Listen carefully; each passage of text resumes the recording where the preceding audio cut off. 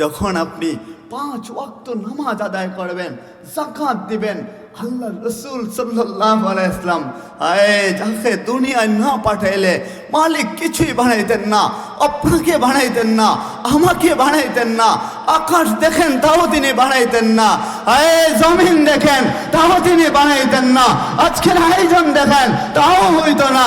ওই মুহাম্মদুর রাসূলুল্লাহ সাল্লাল্লাহু আলাইহি ওয়াসাল্লাম উনার আদর্শ অনুযায়ী যদি আপনার পুরো জিন্দেগিটা, উনার সিরত অনুযায়ী যদি আপনার পুরো জীবনটা সাজাইতে পারেন, তাহলে কসম খোদার করে বলি, আপনার মউত কালে যখন আপনি মারা যাবেন, মালাকুল মউত যখন আপনার সামনে চলে আসবে, ইমানের সাথে যখন আপনি মৃত্যুবরণ করতে পারবেন, ওই কবরে রাখতে আপনাকে দেরি হবে।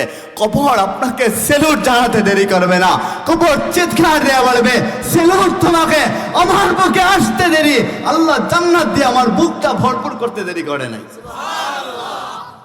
আহা, আমাদেরকে প্রকৃত মুমিন হইতে হলে আল্লাহর রাসূলের পরিপূর্ণ জিন্দেগিটা আমাদের জীবনের সাথে সেট আপ করতে হবে। তা বলেন, যারা জীবনটা আল্লাহর রাসূলের সিরত অনুযায়ী সেট আপ করতে পারে না, বলে মন চাই জিন্দেগি পরিচালনা করে, নামাজের রপ্ত হইলে রাগ হয় না আমার কথায়, যুবক ভাইরাও রাগ হয় না। যুবক ভাইরা মোটর সাইকেল নিয়ে দৌড়ায় যায়, প্যান্ট পরবে, যদি বলেন আসো না নামাজে, একবার চলে আসো, নামাজ পড়ো, তো যুবক চিৎকার দিয়ে বলে, হুজুর আজকে কাপড়টা ভালো না। ওই মালিকে তো তোমাকে দেখে, তুমি মালিকের দরবারে কি জবাব দেবা?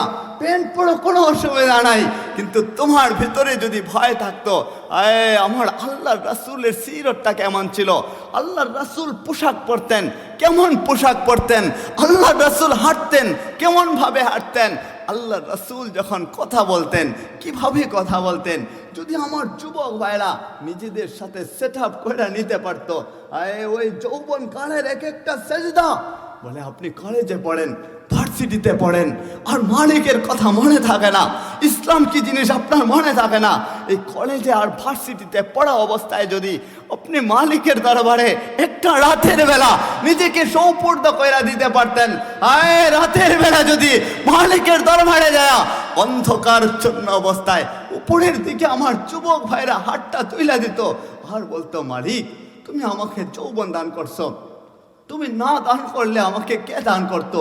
কত বাগানি তো ফুল ফুটে, কয়টাই বা ফুইটা থাকে, অনেকটাই তো ঝরা যায়।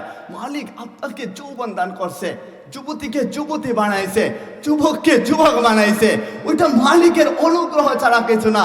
এই যুবক যদি যৌবন কালে যেখানে গুনাহের কাজের দিকে আকৃষ্ট হয়ে যায়, যেখানে অন্যায়ের দিকে আকৃষ্ট হয়ে যায়, মোবাইল ফোনটা হাতে নিলেই অন্যায় করতে মনে চায়, ওই যৌবন কাল অবস্থায়, রক্ত গরম অবস্থায়, মেয়েদের সাথে কথা না বইলা ওই আল্লাহর দিকে নিজেকে সৌপর্দ করার জন্য রাতের অন্ধকারে তাহাজ্জুদের সময় নিজেকে পবিত্র বানায়া, ওই যুবকটা যদি দাঁড়ায় যাইতো আর মালিকের কাছে চোখের পানি ফেলা ফেলা বলতে পারতো, মালিক দেখেন না আপনি আমাকে যৌবন দান করছেন, কত পাপ কাজের কথা মাথায় আসে, কত অন্যায় কইরা নিছি, কত পাপাচার কইরা নিছি, আপনি না মাফ করলে আমাকে কে মাফ করাবে? কেননা আপনি ছাড়া তো আমার কোনো মালিক নাই, নাকি অন্য কোনো মালিক আছে? আমাদের আল্লাহ ছাড়া কোনো মালিক নাই। যদি চোখের পানি ফেলায় ফেলায় বলতে পারতো, কসম খোদার করে বলি, এক ফুটা চোখের পানিটা ওই জাহান্নামের আগুনকে নিভাইয়া দিত ইনশাআল্লাহ। কেননা মালিক তো ঘোষণা করছেন, ইউহিব্বুত তাওয়াবিনা ওয়া ইউহিব্বুল মুতাতাখিরিন। আপনি পবিত্র হয়া যখন মালিকের দরবারে তওবা করবেন, শয়তান মালিকের দরবারে বলছিল, মালিক আমি একা জাহান্নামে যাব না, আপনার বান্দাদেরকে সঙ্গে নিয়ে জাহান্নামে যাব, অনুমতি দেন। মালিক অনুমতি দিলেন। পয়গম্বর আদম আলাইহিস সালামকে ডাক দেয়া বলেন, আদম শুনো, বলে তাআল ইয়া আদম, আদম এদিকে আসো না।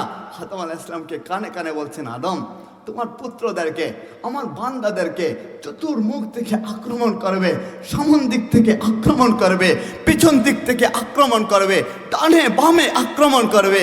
আমি মালিক তো রহমান, আমি মালিক তো গফফার, আমি মালিক তো গফুর। আমি মালিক উপরের দিকটা খালি রেখা দেব, নিচের দিকটা খালি রেখা দিব। উপরের দিকে দুইটা হাত তুইলা, নিচের দিকে সাজদায় পড়া, চোখের পানি জড়ায়া জড়ায়া যদি আমার দরবারে একবার করে, তাহলে তার গুনাহের পরিমাণ যদি পাহাড় পরিমাণে হয়ে যায়, গুনাহ যদি এ পরিমাণে হয়, বলে আসমান আর জমিনের মধ্যবর্তী স্থানটা গেফ জায়গা যদি গুনাহের কারণে আর নাও দেখা যায়, আপনাদের আমাদের গুনাহ যদি এ পরিমাণে হয়, সমুদ্রে যদি রাখা হয়, সমুদ্রের পানিও যদি নাও দেখা যায়, গুনাহ যদি এ পরিমাণে রাখা হয়, বলে পাহাড়ের মধ্যে রাখা দিলে পাহাড় যদি গুনাহের কারণে ধ্বংস হয়ে যায়, মালিক বলে যুবক ছেলেটা, বুড়া বাবাটা, যুবতী মাইয়াটা, আমার মায়েরা, বলতে দেরি হবে আল্লাহর কাছে, চোখের পানি জড়াইতে দেরি হবে। মালিক চিৎকার দেয়া বলে তোর জীবনের সমগ্র গুনাহ থেকে আমি আল্লাহ মাফ করে দেব। তো চান না যে আমরা পবিত্র হয়ে যাই। বয়স যেমনই হয়েছে, যুবক ভাই 18 বছর হয়ে গেছে, 20 বছর হয়ে গেছে, 25 বছর হয়ে গেছে, বাবা বিদেশ থেকে টাকা পাঠায়, মোটর সাইকেল দিয়ে চক্কর দেন, বড় ভাই বিদেশ থেকে টাকা কামায়া পাঠায়, কষ্ট করে পাঠায়, ভাইয়ের সুখের জন্য আপনি চক্কর দিতে থাকেন। কিন্তু যদি আপনি বুঝতেন আমার বাবা কষ্ট করে টাকা পাঠায়, ওইটাকে ভালো কাজে ব্যয় করি, দিনের কাজে ব্যয় করি। কিন্তু যুবকটা যদি মোটর সাইকেল কিনা বাড়ির আঙিনা দিয়া এই রঘুনন্দন থেকে দৌড়া কিশোরগঞ্জ শহরে মোটর সাইকেল চালায়া যায়, খাপড় দেখায়, ক্ষমতা দেখায়, বড় বড় গলায় কথা বলে, তাইলে মালিক বলে শুন না, যৌবন কাজে লাগাস নাই, আমি মালিকও তোর হয় নাই, এই যৌবন কালটা যে মালিকের জন্য বিসর্জন দেয়া দেবে, পাল করুনি আজ করুকম ওয়াস করুলি ওয়ালা তাকফুরুন, তুমি আমাকে ডাকবা, মালিক বলে আমিও তোমাকে ডাকবো, আমার জন্য তুমি আগাইবা, আমি আগাবো না, তুমি আমার জন্য কষ্ট করবা, আমি কি পিছায় থাকবো নাকি? আর শুনেন, ওই মালিকের কাছে যৌবন কালটা যদি সৌপর্দ কইরা দিতে পারেন, এই যৌবন কালের এক একটা সেজদা মালিকের কাছে কত দামি, কত দামি। যদি যুবকরা বুঝতো, যদি আমার যুবক ভাইরা চিন্তা করত, ও মালিক এতদিন যা করলাম তো করলামই, আজকে থেকে ওয়াদা কইরা নিলাম, জীবনের সব কিছুকে পিছনে ফেলা দিলাম, ও মালিক আপনি আমাকে মাফ করে দেন না, বাবার সাথে চোখটা রাঙায় কথা বলছি, আর কখনো বলবো না, ভাইয়ের সাথে চোখ রাঙায় কথা বলছি, মায়ের সাথে চোখ বড় কইরা উঁচা গলায় কথা বলছি, আর বলবো না। যদি মালিকের কাছে ক্ষমা চান, বাবা মায়ের কাছে ক্ষমা চান, আপনি ক্ষমা চাইতে দেরি, মালিক আপনার ভিতরে হেদায়েতের নূর দিতে দেরি করবে না ইনশাআল্লাহ। প্রকৃত ইমানদার হইতে হলে আপনাকে সমগ্র নিয়ম কানুন মাইনা চইলা যখন আল্লাহর দরবারে সৌপর্দ করবেন নিজেকে, তখনই মালিক বলে কদ আফলাহাল মুমিনুন। পরের আয়াতে মালিক বলতেছে আল্লাযীনা হুম ফি সলাতিহিম খাশিউন, যারা নামাজের মধ্যে বিনয় রাখবে, নম্রতা রাখবে। এক সাহাবীর ঘটনা মনে পড়ে গেছে, বলবো না আপনাদেরকে। নতুন সাহাবী, নব্য সাহাবী, নতুন মুসলমান হয়েছে, মুসলিম সাহাবী, উনি নামাজ আদায় করতেছেন, আল্লাহ রাসূল সাল্লাল্লাহু আলাইহি ওয়াসাল্লাম পিছনে দাঁড়ায় রয়েছেন, উনি খেয়াল করেন নাই, যেখানে নবীজি পিছনে দাঁড়ায় রয়েছেন নামাজ পড়ছেন, আল্লাহ রাসূল সাল্লাল্লাহু আলাইহি ওয়াসাল্লাম বললেন শোনো তোমার নামাজ হয় নাই, আবার নামাজ পড়ো। বলে ইয়া রাসূলুল্লাহ পড়তেছি, আবার পড়লেন। নবীজি সাল্লাল্লাহু আলাইহি ওয়াসাল্লাম আবার পড়াইলেন, বলে আবার পড়ো, আবার পড়াইলেন। তিনবার যখন নামাজ পড়াইছেন, 3 বার পড়ানোর পরে সাহাবী বলে উঠলেন ইয়া রাসূলুল্লাহ তিনবার নামাজ পড়াইলেন, কাহিনীটাকে বলেন। আল্লাহ রাসূল সাল্লাল্লাহু আলাইহি ওয়াসাল্লাম বলছেন শুনো, তুমি যখন আল্লাহর কাছাকাছি দাঁড়াইবা, ওই মালিকের কাছে তুমি দাঁড়াইবা, মালিকের সামনে তুমি দাঁড়াইবা, তুমি মালিকের কাছে তাড়াহুড়া দেখাইবা, ওই মালিক তো তোমাকে সময় দান করছে, ওই মালিক তোমাকে সময়ে বরকত দিবে, ওই মালিক তোমার বরকত তুইলা নেবে, ওই মালিক তোমাকে ইজ্জত দিবে, তোমাকে বেইজ্জত করবে। ওয়াত ইজ্জু মান তাশা ওয়াত যিল্লু মান তাশা বিয়াদিকাল খাইর, সমগ্র ভালো মন্দ তো মালিকই ভালো জানে। তো মালিকের সামনে এসে তাড়াহুড়া দেখাইবা, এর চাইতে হতভাগা আর কেউ হতে পারে না। সুতরাং যখন নামাজে দাঁড়াইবেন, বলেন আমাদের সমাজের মধ্যে মানুষজন যখন নামাজে দাঁড়ায় যে কোনো কাজের জন্য তাড়াহুড়া দেখায় কি দেখায় না? বলেন, কথা বলেন, সকলে বলেন। কিন্তু দেখায়, তাড়াহুড়া দেখায়। বলে তুমি কার সামনে তাড়াহুড়া দেখাও? যুবক ভাইরাও তো রাগ হচ্ছেন আমার কথায়। ওনারা বলবে কলেজে চলে যাব, বান্ধবীর সাথে যা একটু দেখা করব, তাড়াহুড়া করবো না তো কি করব? খালাতো বোনকে দেখতে মনে চায়, মামাতো বোনকে দেখতে মনে চায়, ফুফাতো বোনকে দেখতে মনে চায়। মালিক বলে শুন না, চামড়ার চোখ দিয়ে যখন অন্যায় করবি, পাপাচার করবি, অশ্লীলতা দেখবি, খালাতো বোন মামাতো বোন দেখবি, তোর জন্য জান্নাতে ওই আয়োজনে দেখার কোনো সুযোগ নাই।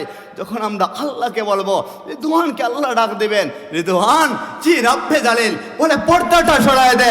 হায় রিদওয়ান পর্দা সরাবে, আল্লাহ নূরানি চেহারা, আল্লাহর দিদার আমাদের সামনে ভাই সরবে, বলুন না আল্লাহু আকবার। বলে ওই সময় আমার মালিককে কার কার দেখতে মনে চায়, হাত উঁচা করে দেখায় না আল্লাহকে। আল্লাহ আমাদের সকলকে কবুল করেন, বলুন আল্লাহু আকবার, আল্লাহু আকবার। আল্লাহ যেন তিনি মাহফিলকে কবুল করেন, আমাদের সকলকে যেন ওই মালিকের দিদার দেখার তৌফিক দান করেন, বলুন আমিন। তো মালিককে যদি দেখতে চান, দুনিয়ার এখান থেকে চুপটা সরায় নিতে হবে, নামাজে বিনম্রতা আনতে হবে, বিনয় নিয়ে আসতে হবে। আপনি নামাজে যখন বিনয় নিয়ে আসবেন, শ্রদ্ধা নিয়ে আসবেন, আপনি মালিকের কাছে দাঁড়াইবেন, শ্রদ্ধার সাথে যখন আপনি দাঁড়াইবেন, কসম খোদার করে বলি, ফেরেশতারা আপনার চতুর্পাশে থাকবেন, রহমতের ফেরেশতারা দাঁড়ায় থাকবেন। মালিক তো আমাদেরকে দেখেন ঠিকই, তবেও ফেরেশতাদেরকে একটি কৌশল কইরা আনন্দ ফুর্তি বুকে নিয়ে বলবেন, ফেরেশতা এখানে কি হচ্ছে? বলে দেখেন না আপনার বান্দা এখানে দাঁড়ায়, আপনার কুদরতি পায়ে সেজদা দেয়। বলে ওইটা তো ওর দায়িত্ব, সেজদা দেবে। মালিক বলে শুনেন, সে দায়িত্ব হিসাবে তো সেজদা দেয় না। বলে তাহলে কোন হিসাবে সেজদা দেয়? বলেন না, দায়িত্ব হিসাবে সেজদা দিলে তাড়াহুড়া কইরা চইলা যাইতো, দায়িত্ব পালন করে চইলা যাইতো। নামাজে বিনম্রতা রাখা, বিনয় রাখা, ভদ্রতার সহিত আপনাকে সাজদা দিচ্ছে। মালিক ফেরেশতাদেরকে বললেন ও কি চায়, ওইটা যখন মালিক বলেন তখন ফেরেশতারা আওয়াজ করে বলে, মালিক আপনার তো বান্দা, বহু বান্দা আছে আপনাকে ডাকার মতো, ওর তো আপনি ছাড়া আর কেউ নাই। আপনি যদি ওকে মাফ না করে দেন, ও দুনিয়ার কার কাছে যাবে, কোন মানুষের দরবারে যাবে? ওর তো দ্বিতীয় কোনো ইলাহা নাই। কুল হুয়াল্লাহু আহাদ আল্লাহুস সামাদ লাম ইয়ালিদ ওয়া লাম ইউলাদ ওয়া লাম ইয়াকুল লাহু কুফুয়ান আহাদ। ও মালিক আপনি তো এক, ও চাইতেছে আপনার দরবারে আপনি যেন মাফ করে দেন, কারণ ও তো আল্লাহ একমাত্র আপনারে, আপনার বহু বান্দা আছে। মালিক বলে আমি তো খুশি হয়ে গেলাম, ঘোষণা কইরা দেয় না, আমার যে বান্দাটা নামাজের মধ্যে নম্রতা রাখা, বিনম্র রাখা, মুহাদ্দাবের সহিত, ভদ্রতার সহিত নামাজ আদায় করেছে, ওর পুরো জীবনে যত ভুল ছিল প্রত্যেকটা ভুল আমি আল্লাহ মাফ করে পবিত্র বানায় দিলাম। আল্লাহ রাসূল সাল্লাল্লাহু আলাইহি ওয়াসাল্লাম বলেন, ইদা সলুহাত সলুহাত সাহিবাল আমল। আপনার জিন্দেগির সাথে যখন ওই নামাজটাকে সেট আপ করে নিতে পারবেন, যার নামাজ ওকে বলে তার পুরো জীবনটা আল্লাহ ওকে করে দেন, তার নামটা জান্নাতীদের লিস্টে আল্লাহ উঠায় দেন। আপনি নামাজ পড়তে দেরি করবেন, মালিক তাকায় থাকবে, আয় আমার বান্দাটা কেন আমাকে ডাকে না? 5 বার মালিক আমাদেরকে ডাকে, ফজর হয় মালিক ডাকতে থাকে, তুই আমার দরবারে আসবি, তোর কি অসুবিধা আমার কাছে বলবি। যুবক তোর একটা বাচ্চা আছে, ছোট বাচ্চা, তোর বাচ্চাটা অসুস্থ হয়ে গেছে, বল না আমার কাছে, নামাজ পড়ে বল না, ইয়া আইয়ুহাল্লাযীনা আমানুস্তাঈনু ওয়াস-সাবরি বিস-সালাহ। তুমি ধৈর্য এবং নামাজের মাধ্যমে আল্লাহকে ডাকো, ধৈর্য ধরো, নামাজ পড়ো, আমার মালিকরে ডাকো। তো আপনার বাচ্চার জন্য মালিকের কাছে নামাজ পড়া কায়দা কায়দা চোখের পানি জড়াইয়া বলবেন, মালিক আমার ছোট বাচ্চাটা অসুস্থ হয়ে গেছে, আপনি তো শেফা দান করি, আপনি যদি শেফা দান না করেন, দুনিয়ার অধ্যক্ষ, দুনিয়ার কোনো হসপিটালে ডাক্তার কেউই শেফা দিতে পারবে না। আপনি যদি শেফা না দান করেন, রোগ মুক্তি না দান করেন, কে আমার বাচ্চাকে শেফা দেবে? ও মালিক আপনার দরবারে চাইতেছি। যদি আপনারা মালিকের দরবারে বলতেন, অভাবের কথা যদি মালিকের দরবারে বলতেন, কত মানুষ তো ঋণগ্রস্ত হয়া বলে কান্না করে নীরবে নীরবে। মধ্যবিত্তর ফ্যামিলিরা যখন ঋণগ্রস্ত হয়ে যায়, কারো কাছে যা বলতে পারে না, বাজারে একটা কাপ চা খাইতেও হিসাব করে 5টা টাকার চা খায় নিব, বিকালে বাড়ি গেলে তো বাচ্চার জন্য কিছু নিয়ে যাইতে পারতাম না, আমি এখন খাবো না, মনে মনে ওইটা চিন্তা করে। বন্ধু বান্ধব কেউই আসলে, কেউ যদি খাওয়াইতে চায়, বলে না খাবো না। কেন খাবে না? বলে আরেকদিন খাওয়াতে হবে, পকেটে টাকা নাই, পকেটটা ফাঁকা। ঋণের বোঝা মাথায় নিয়ে মালিকের দরবারে আছেন। মালিককে একবার বলেন না, মালিক আমার এত ঋণ পরিশোধ করার কোনো ব্যবস্থা নাই। ও মালিক কিভাবে পরিশোধ করব? আপনি তো দুনিয়ার মানুষদেরকে ধনী বানান, দুনিয়ার মানুষদেরকে গরিব বানান। আপনার দরবারে তো সমস্ত রাজত্ব, আপনার দরবারে তো সমস্ত কথা। কেননা আপনি না বলছেন তাবারাকাল্লাযী বিয়াদিহিল মুলকু ওয়া হুয়া আলা কুল্লি শাইইন কাদির। আপনি যেহেতু সমগ্র ক্ষমতার ক্ষমতাবান, তাহলে আমার ঋণ পরিশোধ করার একটা ব্যবস্থা করে দেন। কসম খোদার করে বলি, আপনি ভিতর যখন পরিষ্কার কইরা আল্লাহর দরবারে নিজেকে সুপর্দ কইরা মালিকের দরবারে যখন বলবেন, ও মালিক আপনি পরিশোধ কইরা না দিলে কেউ করে দিতে পারবে না, আল্লাহর কাছে বলতে দেরি, আল্লাহ আকাশ থেকে একটা ফয়সালা করতে দেরি করবে না ইনশাআল্লাহ। অসুস্থদেরকে নিয়ে হসপিটালে দৌড়াদৌড়ি করেন, মালিক বলে 5 বার তোকে আমি ডাকি, ফজর হইলে ডাকি, জোহর যখন হয় আমি তাকায় থাকি, তুই আমার দরবারে আসবি, তখনও তোর সময় হয় না। আসর যখন হয় তখনও তাকায় থাকি, তখনও তোর সময় হয় না। মাগরিব যখন হয় তাকায় থাকি, তখনও তোর সময় হয় না।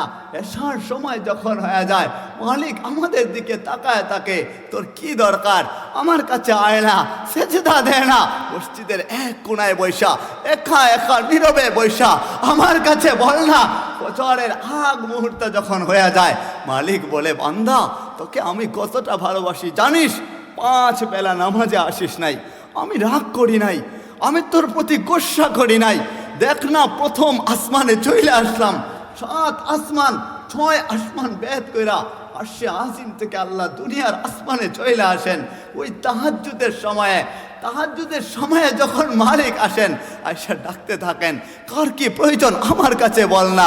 ওই সময়টাতে যখন কোনো যুবক নামাজে দাঁড়ায় যাবে, কোনো বৃদ্ধ নামাজে দাঁড়ায় যাবে, কোনো যুবতী বোনরা নামাজে দাঁড়ায় যাবে, আমার কোনো মায়েরা নামাজে দাঁড়ায় যাবে আর মালিকের দরবারে চোখের পানি ফেলবে, ওই সময়টা মালিকের দরবারে কত দামি।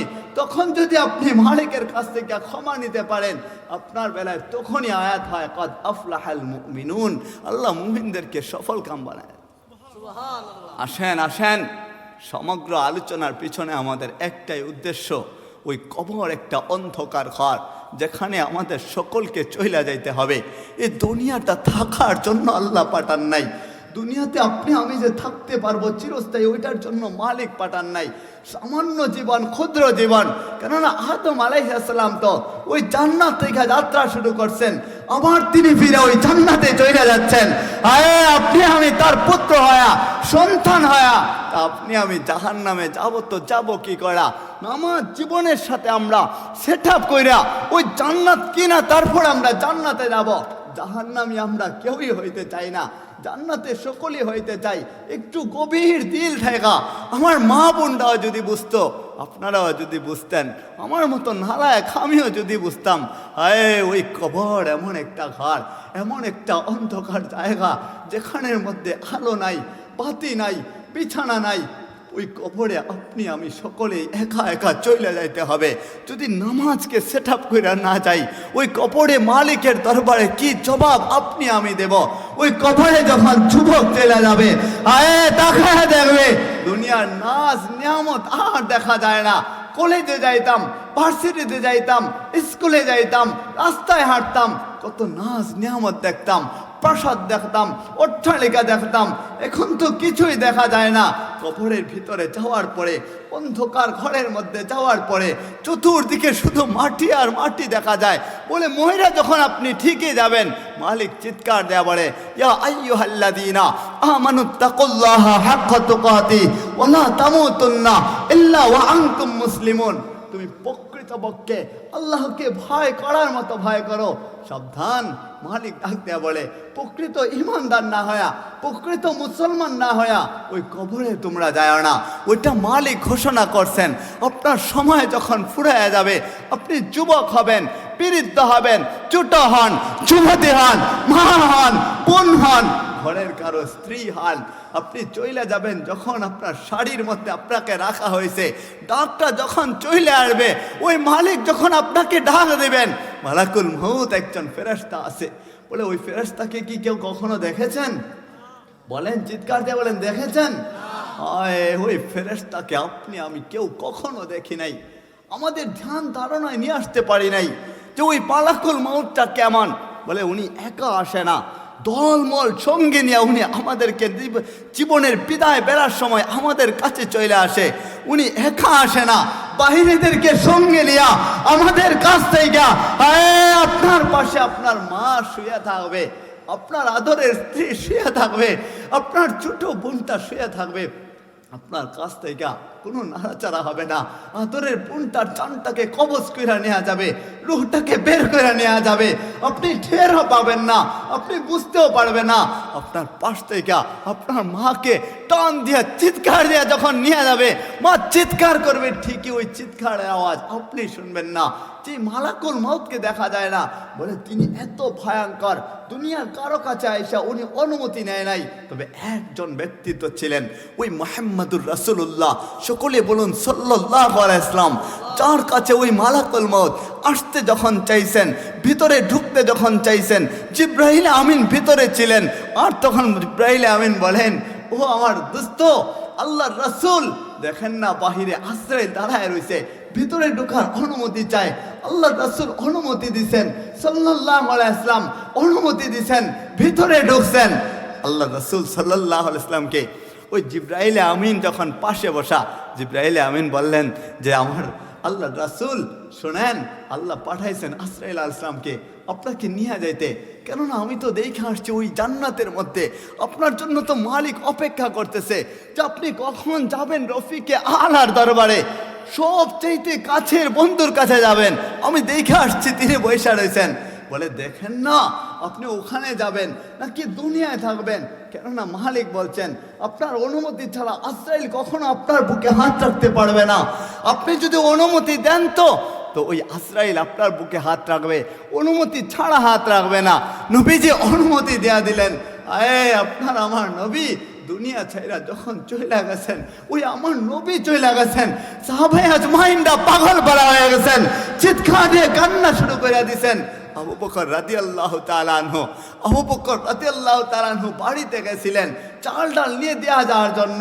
আবু বকরের কাছে যখন নবীজির ইন্তেকালের সংবাদটা গেছে, দৌড়ায় আসছেন নবীজির লাশের পয়সা, নবীজির লাশটাকে ছড়ায় ছড়ায় ধরে বলছেন, ইয়া রাসূলুল্লাহ, দুনিয়ায় যেখানে যাইতেন আপনি আমাকে সঙ্গী বানায় নিতেন, দুনিয়ায় যেখানে থাকতাম আপনার সফর সঙ্গী হয়ে থাকতাম, এই বিদায়কালে কেন আপনি আমাকে সঙ্গে নিলেন না? আহা, ওই আবু বকর রাদিয়াল্লাহু তাআলা আনহু তিনি বলেন বিদায় কালে আপনি আমাকে সঙ্গে নিতে পারতেন। মা ফাতেমা দৌড়ে আসছেন, কান্না করতে শুরু করে দিয়েছেন। সাহাবায়ে আজমাইন পাগল হয়ে গেছেন। ওমর রাদিয়াল্লাহু তাআলা আনহু, ওমরে ফারুক রাদিয়াল্লাহু তাআলা আনহু গরম সাহাবী ছিলেন, শক্তিশালী সাহাবী ছিলেন, পাওয়ারফুল সাহাবী ছিলেন, যাকে বলা হয়তো মেজাজে ওহী। ওই সাহাবী হাতে তরবারি নিছেন, উন্মাদ হয়ে গেছেন, আর বলেন আমার নবীজিকে মৃত বলা যাবে না, কেননা এমনও তো হতে পারে 40 দিন পর্যন্ত আল্লাহর নূর দেখা মুসা আলাইহিস সালাম অজ্ঞান হয়েছিলেন, আমার নবীজি হয়তো ওইভাবে অজ্ঞান হয়ে রয়েছেন, আমার নবীজিকে মৃত বলবা না। যদি তোমরা মৃত বলো তোমাদের গর্দনা আমার তরবারি দিয়ে আলাদা করে ফেলবো। আবু বকর রাদিয়াল্লাহু তাআলা আনহু ঘর থেকে বের হয়েছেন, খুঁটির মধ্যে ধরে দাঁড়াইছেন, দাঁড়াইয়াই বলতেছেন, মান কলা, যারা মুহাম্মদুর রাসূলুল্লাহ সাল্লাল্লাহু আলাইহি ওয়াসাল্লামের ইবাদত করত, তারা যেন যাই না রাখে ওই নবীজির ইন্তেকাল হয়ে গেছে।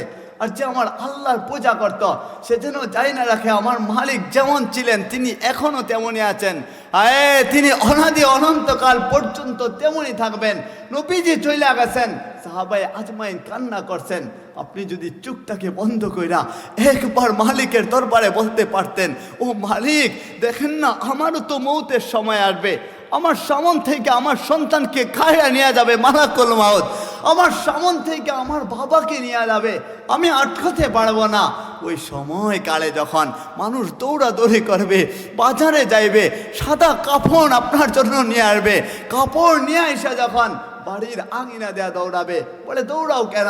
বলে বড়ই পাতা কোথায় পাওয়া যায়, ওইটা দৌড়ায় ওই জন্যই, ওইটা নিয়ে আসার জন্য। বড়ই পাতার গরম পানি একত্রিত কইরা জীবনের শেষবারের মতো আপনার সামনে আপনার বাবার শরীরের মধ্যে প্রচণ্ড শীতের সময় যখন পানি ঢাইলা ঢাইলা দেওয়া হবে, আপনার শরীরে যখন আপনার ছোট বাচ্চার সামনে পানি ঢাইলা ঢাইলা দেওয়া হবে, আপনার কন্যা সন্তানটার সামনে যখন আপনার বাচ্চার সামনে পানি ঢাইলা দেওয়া হবে, আপনার আদরের স্ত্রীর সামনে যখন আপনার শরীরে পানি ঢাইলা দেওয়া হবে, আপনার মা যদি বাইচা থাকেন, বাবা যদি বাইচা থাকেন, ওনাদের সামনে যখন আপনার শরীরে পানি ঢাইলা দেওয়া হবে, বলেন ওনারা কি সহ্য করতে পারবেন নাকি? চিৎকার দিয়ে বলবেন, আঙ্গুল দিয়ে ইশারা দিয়ে তখন পাগল পাড়া হয়ে বলবেন, আমার বাবার জির উপরে পানি কেন ঢালতেছো? পানি ঢাইলা না, সহ্য করতে পারি না। আমার বাবাজিটা কি করে সহ্য করবে? যদি আপনার আদরে ছোট বাচ্চা একটা থাকে, মানুষকে তাকায় তাকায় বলবে, আপনার স্ত্রীর দিকে তাকায় তাকায় বলবে, মা আমার বাবা এমনিতেই কথা বলে না, গত রাত্রেও না আমার বাবা কথা বলছিল, আজকে সকাল থেকে আমার বাবা কোনো কথা বলে না। কতবার আব্বু আব্বু বইলা ডাকলাম, আমার বাবা কোনো কথার জবাব দেয় না, আমাকে কেন ধরায় ধরে না। ও মা, মাকে যখন বলবে, দেখো না তাকায়া শরীরের মধ্যে পানি ঢালা হচ্ছে, আপনার সন্তান সহ্য করতে পারবে না। এমন তো ঘটনা বাংলাদেশে ঘটেছে। বলে লাশটাকে খাটিয়ার উপর রাখা হয়েছে, ওই খাটিয়ার এক পাশের মধ্যে সন্তানটা যায় ঘুমায় রয়েছে, লাশের পাশে ঘুমায়া ঘুমায়া ডাইকা ডাইকা বলে, আব্বু তুমি কেন কথা বলো না? এরকম দেখছেননি ঘটনা আপনারা? হয়েছে কি হয়েছে না? এরকম ঘটনা হয়। লাস্টকে ঝড়ায় ধরা বলে, বাবা কেন কথা বলে না? তুমি না বলছিলা চকোলেট আমার জন্য নিয়ে আসবা, মজা নিয়ে আসবা, আজকে তুমি আমার জন্য কোনো কথা বলছো না, আমার সাথে তুমি অভিমান করেছো নাকি?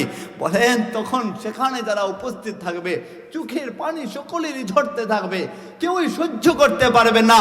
যদি আপনি মরে যান আর আপনার মা যদি বাইচা থাকে, আপনার মা আপনার দিকে তাকায়া তাকায়া দুইটা চোখের পানি ঝরায় ঝরায় যখন কান্না করবে, দুনিয়াবাসী সহ্য করলেও ওই আকাশের ফেরেশতারাও সহ্য করতে পারবে না।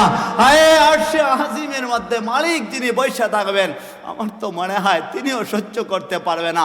মায়ের চোখ দিয়া পানি ঝরায় ঝরায় পড়বে, আর মা চিৎকার দেয়া বলবে, শুন না বাজান, এতদিন তুই আমাকে না দেখলি খাবার খাইতি না, বাহিরে একা একা খাবার খাইতে পারতি না, কোথাও আমাকে ছাড়া থাকতেই পারতি না, আজকে তুই ওই কবরে চলে যাবি যেখানে কাউকে পাবি না, আমি মাকে পাবি না, আমি বাবাকে পাবি না, তোর ভাই বোনকে পাবি না, তোর স্ত্রীকে পাবে না, তোর সন্তানকে পাবে না, সেখানে একা থাকবে তো থাকবে কি করে? আমি মাকে ছেড়ে তুই কি করে চলে যাইতেছিস? বাবা চিৎকার দেয়া বলবে, সন্তানকে বলতে থাকবে, আমাকে ছেড়ে একা একা কি করে যাইতেছিস? একটু পরি মসজিদের মাইক থেকে এলান দেওয়া হবে, অমুকের জানাজার আর মাত্র 5 মিনিট সময় বাকি আছে। বলেন আপনার আমার প্রত্যেকে নিজের বেলায় নেন না, মা বোনরা এই কথাটাকে নিজের বেলায় নেন না, যে মা বোনরা আপনি নিজের বেলায় নেবেন। প্রত্যেকের নাম ধৈরা ধৈরা যখন ওই মসজিদের ইমাম সাহেব মুয়াজ্জিন সাহেব মাইকের মধ্যে এলান করবে, অমুকের জানাজার আর মাত্র 5 মিনিট সময় বাকি আছে, এই কথাটা যখন মায়ের কানের মধ্যে পৌঁছাবে, দুনিয়ার এমন কোনো মা নাই যে সহ্য করতে পারবে, দুনিয়ার এমন কোনো স্ত্রী নাই যে সহ্য করতে পারবে, দুনিয়ার এমন কোনো সন্তান নাই যে সহ্য করতে পারবে।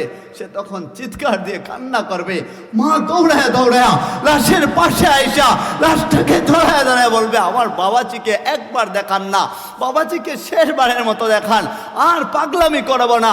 আমার ঘরের বুড়েরা তখন, ভাইরা তখন আপনার মাকে টাইনা টাইনা চোরপূর্বক অন্য রুমে নিয়ে যাবে। মা তখনও সহ্য করবে না, মা বলবে, বাচ্চাকে আর ধরবো না, আমাকে বাচ্চার কাছে নিয়ে চলেন না। বলে ওই কাফনের মধ্যে মুড়ে যখন আপনাকে আমাকে রাখা হবে, একটু পরে লোকজন তাকায় তাকায় দেখবে 4 পাওয়ালা এমন একটা বাহন, যে বাহনের উপর দুনিয়ার কোনো মানুষ কখনো উঠে নাই, কখনো উঠতেও চায় না, কিন্তু এমন একটা সময় আসবে ওই বাহনের উপর উঠবে 4 পাওয়ালা বাহন, এমন একটা বাহন, যে বাহন আমাদেরকে প্রতিদিন ডাকতে থাকে, শোন না তুই আমার দরবারে আসবি, আমি কিন্তু এমন একটা বাহন, কোনো ট্যাক্স নেই না, কোনো টাকা পয়সা নেই না, যাতায়াতের জন্য কোনো বিনিময় নেই না, তবে আমারও বিনিময় আছে।